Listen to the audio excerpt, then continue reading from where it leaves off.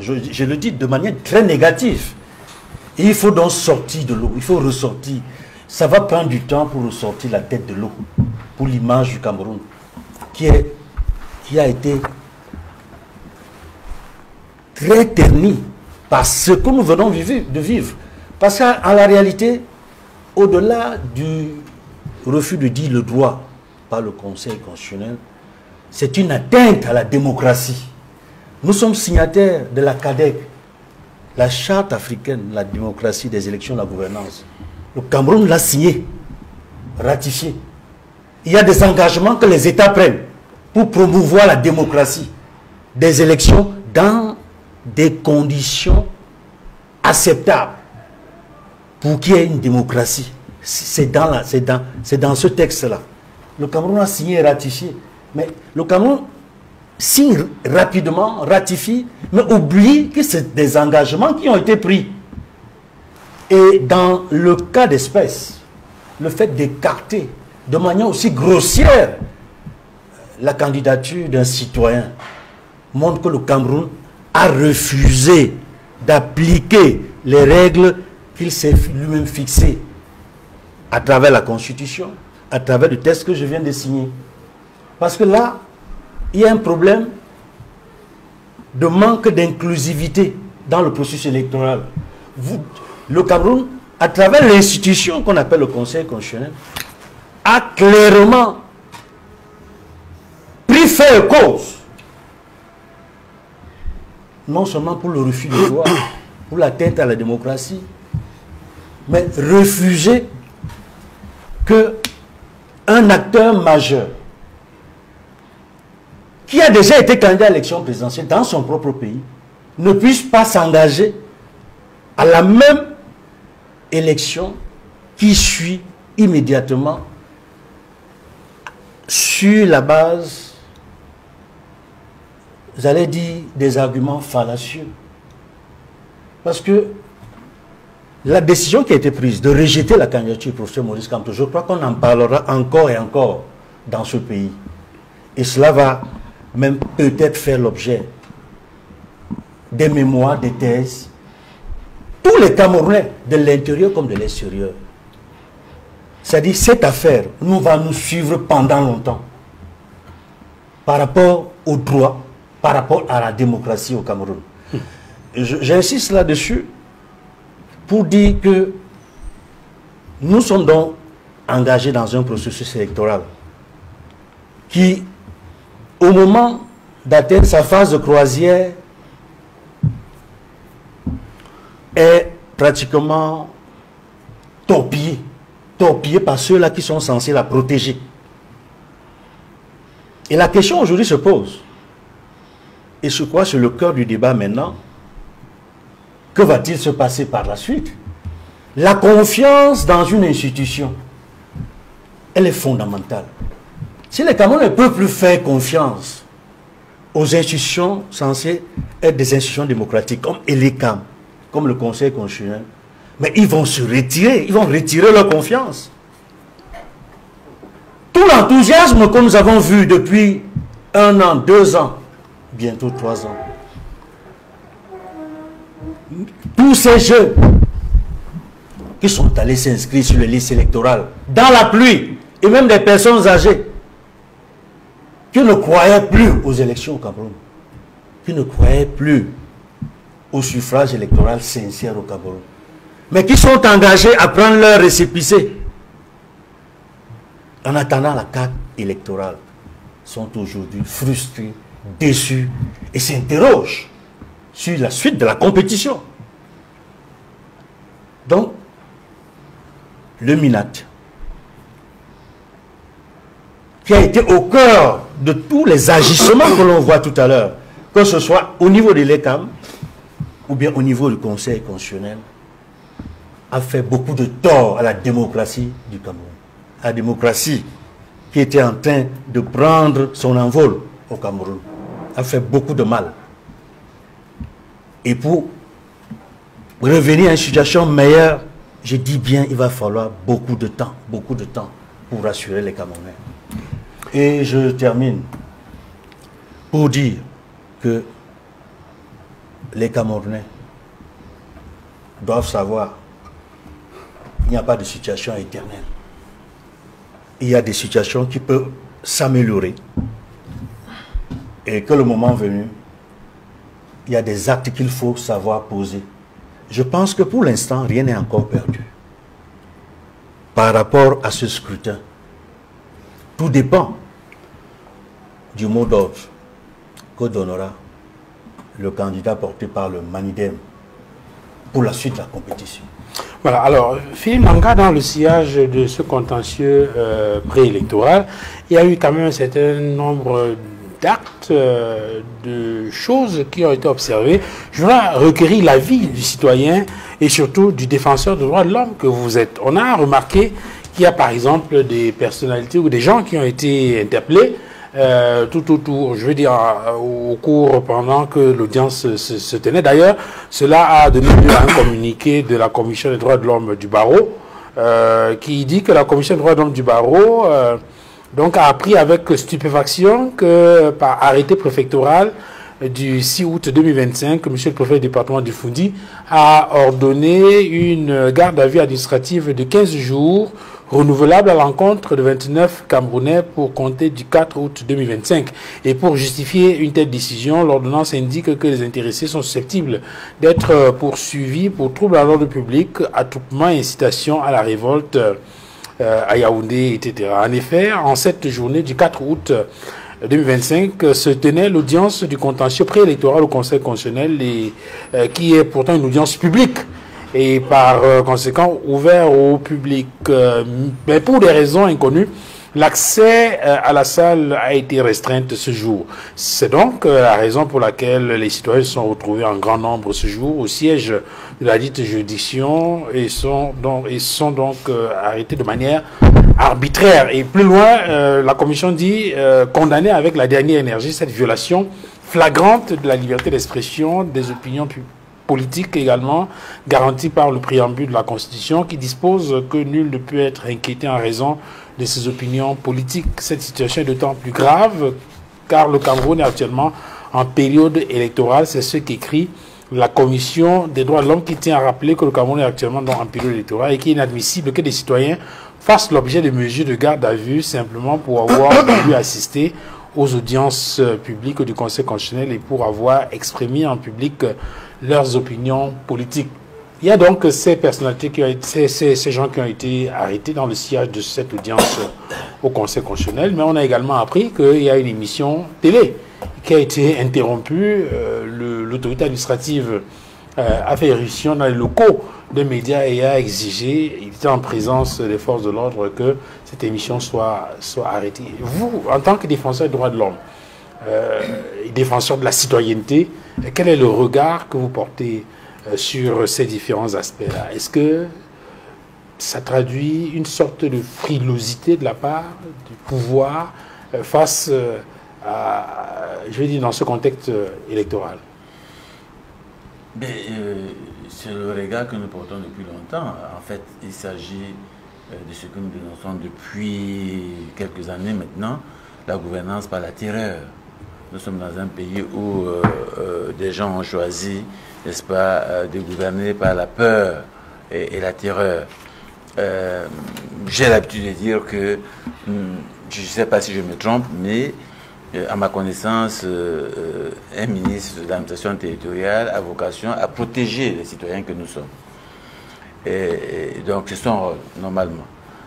Parce que nous, citoyens souverains, contributeurs, n'est-ce pas, des ressources qui permettent de prendre en charge ces personnes-là, c'est pas pour qu'ils nous terrorisent. Hein. C'est nous qui prenons en charge l'administration publique par nos impôts et on ne leur donne pas notre argent pour qu'ils nous terrorisent. Mais malheureusement, ce qu'on voit, c'est que en face, vous avez constamment des gens qui vous terrorisent. C'est-à-dire qu'ils vous disent ouvertement et publiquement, et qui se complaisent d'ailleurs à le dire, hein, en rigolant, si vous vous amusez, je vais vous faire ceci. Voilà. Maintenant, on sait, au Cameroun, quand vous arrivez partout, on vous dit, ah, vous n'êtes pas encore passé à la Moulinex, au Moulinex. On me le dit tout le temps. Donc, comme disait Maître Gouana, on est devenu la risée du monde. On en rigole, et pourtant, c'est pas normal. c'est pas normal parce que à un moment donné, vous avez vu un préfet justement dire que si vous avez des propos, n'est-ce pas, qui ne conviennent pas à ce qu'ils souhaitent, ben, on peut vous déporter du département. Quelque chose de scandaleux. C'est-à-dire, quelqu'un qui dit, vous êtes Camerounais, vous êtes résident, vous êtes natif d'un département, on vous dit, si dans un média, vous tenez des propos malveillants à l'endroit du gouvernant, et puis on vous déporte de chez vous. Et c'est passé comme ça. Et là, vous avez quelqu'un qui dit, c'est une audience publique, mais il dit, on ne veut pas voir des gens là-bas. La gouvernance, pas la terreur. On en est là. Et même quand on disait, à force d'essayer, on va finir par créer une situation. Peut-être qu'ils veulent cette situation-là. D'ailleurs, je pense que M. Motla a pris des exemples. Hein. Moi, j'ai noté en disant, il n'a fait que nous présenter des exemples de confrontation, des situations de confrontation. Tous les exemples qu'il a pris au Sénégal, en Côte d'Ivoire, c'était que les exemples de confrontation. Une façon de nous dire, écoutez les amis, si vous voulez que les choses bougent, faites comme au Sénégal, faites comme en Côte d'Ivoire. Le message est bien passé. Donc, évidemment qu'on est dans les violations flagrantes des droits de l'homme, ça on le dit tous les jours, que des gens choisissent d'aller suivre une audience publique, n'est-ce pas, et qu'ils soient arrêtés, détenus, ça ne peut être qu'une violation. Mais maintenant, Monsieur Fangwa, je ne sais pas, tout le temps on fait des rapports, on se retrouve souvent à Genève au Conseil des Nations Unies pour les droits de l'homme avec le gouvernement du Cameroun, ils essaient de se justifier, c'est souvent très amusant quand vous les voyez, n'est-ce pas, essayer de se défendre, n'est-ce pas, des actes de violation dont les citoyens font objet ici. Mais quand on rentre au pays, parfois vous vous dites, mais ces gens-ci, quand ils arrivent là-bas, ils essaient de se défendre que non, c'est pas ça, alors qu'ici, on vit ça. Donc, là encore, qu'est-ce que vous voulez qu'on dise? Peut-être que les amis de M. Mott veulent nous pousser à faire comme en Côte d'Ivoire et comme au Sénégal, tout simplement. C'est pour ça qu'ils multiplient des actes de provocation. Moi, je le dis depuis quelque temps, qu'on a un gouvernement qui ne fait que de la provoque quotidiennement. Quand vous regardez les sorties des responsables, de certains, pas tous, hein, de notre gouvernement, ce n'est que de la provoque. C'est-à-dire, et je voudrais, M. Mott, je ne sais pas quand il parle de la citoyenneté, s'il sait ce que c'est. Non, non. Oui, je suis convaincu que vous ne savez pas qu'est-ce que c'est. Il est mieux placé que moi. Parce que, je peux vous garantir que c'est mon domaine phare. Vous en êtes spécialiste, c'est ça? Oui. De la citoyenneté? Oui. Monsieur Mott, si vous ne le saviez pas, si vous ne le saviez pas, c'est ma spécialité. Et donc, je voudrais vous dire, et je voudrais que les citoyens camerounais m'écoutent. Le souverain, c'est le citoyen. Le souverain, M. Mott, c'est le citoyen. Ce n'est pas votre président de la République. Ce n'est pas votre président du parti. Ce n'est pas le président de la République. Le président de la République est au service du citoyen. Il dit, je ne parle pas du président, je ne parle pas du ministre, qui lui est un sous-fifre du président. Le président est un serviteur du citoyen. Mais dans ce pays, M. Mott, vous, dans votre tête, vous pensez que c'est vous le souverain. Vous ne connaissez rien de la citoyenneté. Si vous saviez qu'est-ce que c'est qu'un citoyen, qu'est-ce que c'est que la citoyenneté, vous ne viendrez pas ici nous dire que le Conseil constitutionnel fait ceci, mais non. Donc, c'est les citoyens qui sont souverains et on ne menace pas un souverain. Et pourtant, c'est ce que nous vivons tout le temps. Quand un préfet fait un acte comme celui-là, dans son cerveau, vous pensez qu'il a une idée de ce que c'est qu'un citoyen? Il pense qu'il est au-dessus du citoyen, tout simplement. Si le préfet savait qu'il s'adresse là, que les gens qu'il a interpellés, c'est les souverains, il ne le ferait pas. Dans son esprit, il pense que du seul fait qu'il soit préfet, il est au-dessus du citoyen. Alors que ce n'est pas le cas. Le souverain, c'est le citoyen. C'est le Camerounais, c'est nous. Tous ces gens-là, sous-préfets, préfets, gouverneurs, présidents de la République, sont au service du souverain qui est citoyen. Mais quand je vois les actes qui sont pris par ces gars qui sont payés par nos soins, c'est ça qui est en plus choquant. Quand vous voyez, moi je le dis parce que quand vous êtes en face d'un responsable administratif, dans son cerveau, il pense qu'il est au-dessus de vous. Il ne s'imagine pas qu'un jour j'ai dit à un policier, mais est-ce que vous savez que c'est moi qui vous paye? Et il était étonné que je lui disais, c'est moi qui vous paye. Vous ne payez personne. Votre salaire, vous le recevez de mes impôts. Putain, mais quel langage? Personne ne vous donne, il n'y a personne d'autre que moi. C'est les Camerounais qui cotisent de leur argent. Cet argent qui se retrouve dans le trésor public, qui permet de vous payer votre salaire. Et vous devez avoir du respect pour ceux qui vous payent votre salaire. Et j'ai envie de dire ça au préfet Diofundi.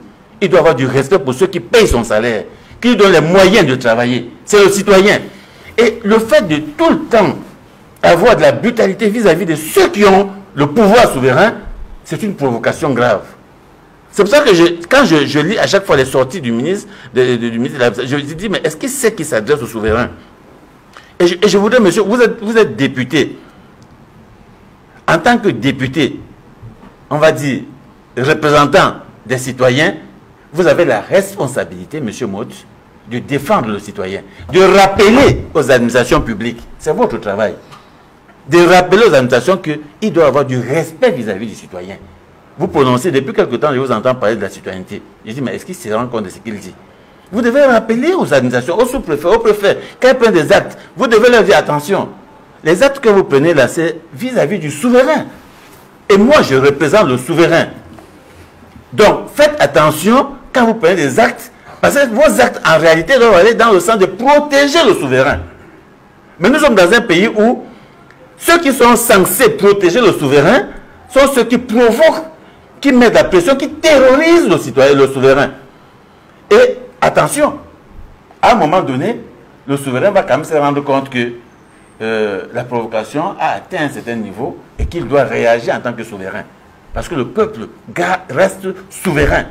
C'est pour ça que aucune dictature dans le monde entier n'a résisté au souverain. Il faut savoir comme ça. Vous pouvez tout le temps, n'est-ce pas, provoquer, tout le temps piétiner les gens. À un moment donné, ils vont s'élever, ils vont vous dire arrêtez. Voilà. Alors, honorable Saïmout, il y a quand même cette information qui nous est parvenue, sans laquelle l'autorité administrative a débarqué dans les locaux d'un média pour suspendre une émission. À côté de cela, il y a eu ces interpellations qui ont été faites dans le sillage de l'audience solennelle à la Cour suprême. Comment on peut expliquer ce déploiement sécuritaire? Je rappelle que, même en ce moment précis, vous avez des gendarmes qui sont devant les locaux du Manidem depuis pratiquement le 26 juillet, qui n'ont pas décampé. Qu'est-ce qui peut justifier ce déploiement sécuritaire depuis que cette période préélectorale a commencé? Le pouvoir en place a peur? Duval Fangwa, j'ai eu en face de moi des spécialistes en la matière tout à l'heure. De quoi? Mais je ne sais pas de quoi, finalement. Spécialiste de quoi? Ah ben, je ne sais pas. Vous me laisserez d'abord.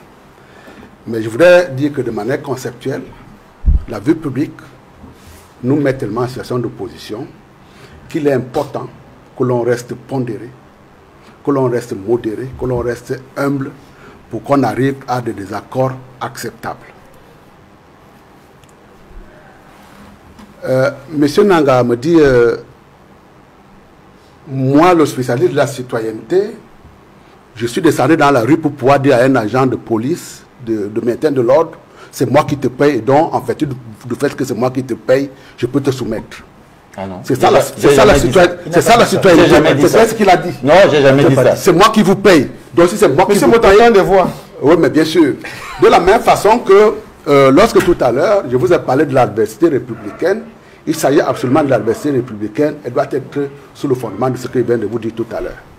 Après, maintenant, ils veulent bien comprendre ce qu'ils veulent comprendre, parce que là, ils veulent prendre appui là-dedans pour pouvoir continuer à proférer les menaces, de dire qu'en réalité, comme vous avez cité un cas, effectivement, où il y a eu des conflits, mais il y aura toujours des conflits dans la vie publique, pas un cas, vous avez cité à condition que l'on soit la République chevillée au corps, il y aura toujours un point sur lequel on ne pourra pas s'entendre. Et à ce moment-là, on va avoir des référents républicains qui pourront nous donner la voie à suivre. Là également, spécialiste pour spécialiste, en début des années 80, il y a un monsieur, Patrick Henry, qui tue un jeune enfant et qui le met, il prend un motel, il va dans un motel, il le met sur son lit et puis finalement, d'enquête en enquête, on finit par mettre la main dessus. Nous sommes en 1980, dont la peine de mort existe encore en France. Et ce gars-là, effectivement, une fois qu'on a mis la main dessus, il est au tribunal et puis Et puis Robert Badinter dit, c'est moi qui vais le défendre. Pour tout le monde, on va prononcer la peine de mort. Et Badinter dit, je vais te sauver la tête de ce monsieur. Et de plaidoyer en plaidoyer, il finit par avoir une autre condamnation que la peine de mort. Je voudrais dire à Maître Ngwana qu'en réalité, les arguments qui avaient été utilisés par Robert Badinter, qui était un éminent avocat à l'époque, ce n'était pas l'arrestation des articles de loi.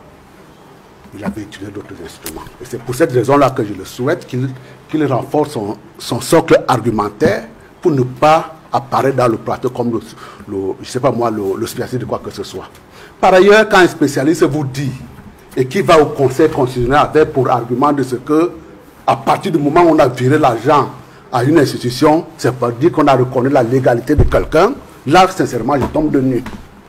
Si d'aventure, Maître Ngwana, retenez-le une fois pour toutes, qu'on établit aujourd'hui que c'est Yebga, qui est le président du Manidem, les gens qui auront manipulé toutes les ressources liées à cette organisation-là seront en devoir de les payer.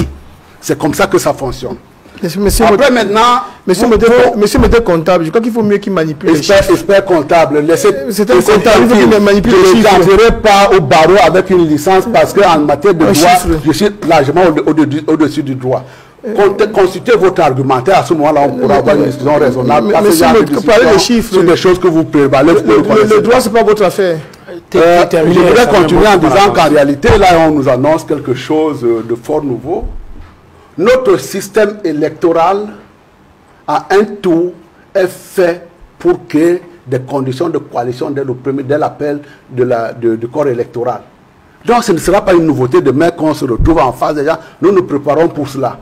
Par ailleurs, donc, vous me dites, il y a des manifestants qui ont été arrêtés, mais c'est sous le coup de ce qu'ils font là. Quand on dit effectivement on est libre et qu'on commence cette liberté-là par des menaces, je suis désolé, on peut le condamner l'autorité administrative parce que c'est nous qui le payons, mais l'autorité administrative qui doit veiller sur la sécurité des hommes et des biens prend des dispositions nécessaires pour qu'il n'y ait pas une transgression de l'ordre public. Dans le cas de ce maintien de l'ordre public, là, effectivement, quand vous commencez par des menaces, on vous le répondra également en prenant des mesures contre vous. Après, maintenant, vous estimez que vous êtes le souverain suprême. Donc là, la notion de souveraineté que là, suprême, le barreau est hors sujet. Oh, mais le barreau peut dire ce qu'il dit. Mais il n'en reste pas moins que chacun dans la société, c'est pour ça que je vous ai parlé tout à l'heure de référent, chacun prendra, agira en pleine mesure et en toute compétence et en toute connaissance de cause dans le cadre des responsabilités qui sont les leurs. Le barreau est là pour quoi, Dibar Fangwa? Il est là pour défendre, y compris pour les causes perdues. J'ai un qui disait effectivement que je défends, Bertie Beyer qui disait qu'il défend les gens qui sont en rupture par rapport à la norme et par rapport à la société. Ils seront quand même défendus. Qu'est-ce que vous aurez voulu que le barreau dise en la matière? Il défendra toujours, même si les gens sont en rupture par rapport à la norme et par rapport à la société. Et c'est parce que les auront défendu qu'effectivement qu'il y a nécessairement entrave. Je dis tout simplement ceci. Il y a des gens qui ont pour spécialité de veiller à ce que nous puissions vaquer dans la paix optimale à nos activités quotidiennes. Ils prendront des mesures nécessaires. Après, maintenant, si le barreau estime qu'il doit faire une procédure, il fera la procédure. Et c'est là, effectivement, c'est comme ça que la République doit normalement fonctionner. Alors, vous dites que c'est comme ça que la République doit normalement fonctionner. Nous avons sous nos yeux une lettre pastorale de Monseigneur Samuel Cléda qui dit justement que la société ne fonctionne pas comme elle devrait fonctionner. Je vais prendre un exemple. Le malaise qui ronge notre pays à l'heure actuelle et qui provoque un mécontentement généralisé dans le cœur des citoyens en cette période préélectorale prend sa source dans des actes anti-évangéliques qui sont institués dans la gestion de notre pays. Nous nous faisons le devoir de les rappeler à la conscience de tous. La mauvaise gouvernance et la corruption, la démocratie dévoyée, la pauvreté généralisée et le chômage, l'immigration clandestine, le délabrement du réseau routier, l'accès difficile à l'eau potable et à l'électricité, la gestion nébuleuse du pétrole, les injustices dans l'exploitation minière, les crises anglophones et sécuritaires à l'extrême nord. Ça ressemble même beaucoup plus au bilan du RDPC. Hein? Oui, mais ça, disons, mettez ça dans le cadre d'une opinion. La question qui a envie de vous retourner, il est en prison, le Monseigneur Cléda? Non, il émet une opinion. à la des choses, à la lumière des choses, on lui a apporté la réponse nécessaire de ce qu'en réalité, ce monde-là, qu'il a tendance à peine. Mais c'est de son droit. Il a le droit de faire des déclarations telles qu'il les veut. De la même façon, effectivement, que j'ai entendu qu'en un tour de main, on va m'apporter l'autoroute dans mon petit village à Yingui. Bon, je serais tout heureux d'avoir cette autoroute. Tout ce que les gens veulent aujourd'hui, c'est d'avoir un certain bien-être. Le RDPC a contribué, continue à l'améliorer dans les conditions qui sont définies et pour lesquelles, effectivement, nous allons prendre un engagement. Également, là aussi, on va faire une campagne. Ne criez pas cocorico, là j'ai entendu qu'on va nous laminer. Oui, ben, très bien, chaque fois on nous a laminé. Dans le cadre de la campagne qui s'annonce pour le 12 octobre 2025, nous sommes en train de nous préparer pour pouvoir dire qu'en réalité. Mais l'autre chose également, quand vous avez des gens qui tout le temps... Ce n'est pas qu'une opinion, hein, il me semble c'est une opinion, c'est une opinion. C'est une opinion. Attendez, je pose la question. Oui. Lorsqu'on prend le document de Monseigneur Samuel Cléda, la lettre pastorale, à la page 7 par exemple, il cite le rapport de l'Institut national de la statistique, suite à l'enquête camerounaise auprès des ménages, le taux de pauvreté au Cameroun en 2024 est estimé à environ 37,7%, ce qui signifie que près de 4 personnes sur 10 vivent... Je finis s'il vous plaît. 4 personnes sur 10 vivent en dessous du seuil de pauvreté, soit 10 millions de Camerounais vivant avec moins de 1000 francs par jour. Plus concrètement, le seuil de pauvreté au Cameroun est établi à 813 francs par jour, soit environ 37,7%. Ce n'est pas que... ce n'est pas qu'un point de vue sur l'immigration clandestine. Les facteurs à l'origine de cette situation sont la pauvreté croissance, un taux de chômage général estimé à 74%, il a bien indiqué les sources, sur les délabrements du réseau routier. D'après les statistiques du ministère des Travaux publics, 17,67% des routes sont en mauvais état, contre 11,17% de routes en bon état. Dans cette tranche, aucune des 10 régions du pays n'enregistre 25% des routes en bon état. L'accès difficile à l'eau potable et à l'électricité. C'est la lettre pastorale de Monseigneur Samuel Cléda, page 10. Les statistiques officielles, là, vous allez parler, je vous donne les chiffres, parce que vous allez dire que c'est une opinion. Voilà. Moi, je crois plutôt que c'est un constat avec des chiffres. Et ces chiffres-là, s'ils sont discutables, vous nous donnerez ce qui est juste. Les statistiques officielles évoquent une couverture estimée à 82% en milieu urbain et 52% en milieu rural. Document stratégie pour la croissance et l'emploi. En ce qui concerne l'électricité, en 2024, le taux de couverture officiel est de 68%, mais en réalité, les écarts sont énormes entre les milieux urbains et ruraux. Et selon les résultats de la 5e enquête camerounaise sur les ménages, publiée le 26 avril 2024 par l'Institut national de la statistique, il existe une disparité